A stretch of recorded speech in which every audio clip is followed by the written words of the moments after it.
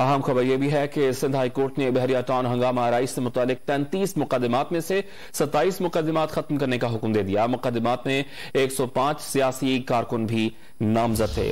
Sindh high court में यह समाअत हुई है। सिंध हाई कोर्ट ने बहरिया टाउन कराची हंगामा आराई से मुतालिक 33 मुकदमात में से 27 मुकदमात खत्म करने का हुक्म दे दिया है। मुकदमात में 105 सियासी कारकुन नामजद थे और मुकदमात में जलाल महमूद शाह समेत 105 सियासी कारकुनान को नामजद किया गया था। सिंध हाई कोर्ट में यह समाअत हुई है। सिंध हाई कोर्ट ने बहरिया टाउन कराची हंगामा आराई से मुतालिक 33 मुकदमात में से 27 मुकदमात खत्म करने का हुक्म दे दिया है। इस बारे में बात करेंगे। रॉन न्यूज के नुमाइंदे शफी बलोच ने हमें ज्वाइन किया। शफी बलोच बताएगा क्या हुक्म सामने आया है सिंध हाई कोर्ट का।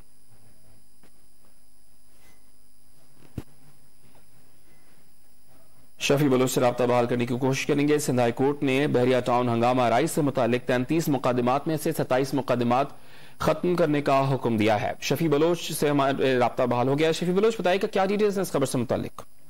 जी देखिए, 33 मुकदमात में से 27 मुकदमात अदालत ने जो है वो खत्म कर दिए हैं। मुकदमात में सिंधी कॉन्फ्रेंस रहनुमा सैयद जलाल महमूद शाह, सज्जाद चांदी, अब्दुल खालिद जुनेजो समेत जो है वो 105 सियासी कारकुनान जो है वो नामजद थे। 27 मुकदमात में से सैयद जैन शाह समेत 7 मुलजमान को जो है वो अदालत ने रिहा करने का हुक्म दे दिया है। जबकि बहरिया टाउन वाकई में अब तक जो है वो सिर्फ 5 मुकदमात जो है वो बाकी रह गए हैं।